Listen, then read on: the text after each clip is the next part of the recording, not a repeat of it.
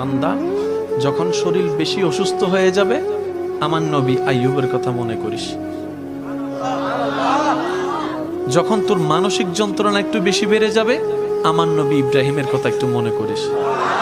যখন তোর দিক চতুর রাস্তা বন্ধ হয়ে যাবে, চতুর্দিকে তুই অন্ধকার দেখবি, তখন আমার নবী ইউনুসের কথা একটু মনে করিস।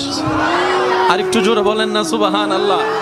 ও আমার বান্দা, তোদের জন্য প্রত্যেকটা নবী রসুলের জীবনীতে আমি আল্লাহ শিক্ষার ব্যবস্থা করে দিয়েছি, আর সব শিক্ষাকে এক জায়গায় করে বাঁচার রাস্তার ব্যবস্থা করে উসওয়াতুন হাসানা ওয়ালা নবী রাহমাতুল লিল আলামিনের জীবনীকে সামনে রেখে দিয়েছি। সুবহানাল্লাহ। বান্দা যেটা রবের সে হারবে, ফেল যাবে, এটা হতে পারে না। রবের বান্দা কখনো হারে না ভাই, রবের বান্দা হারে না। আমি হয়তো বুঝাতে পারছি না আপনাদেরকে, রবের বান্দা হারে না। যারা হারে তারা রবের বান্দা না।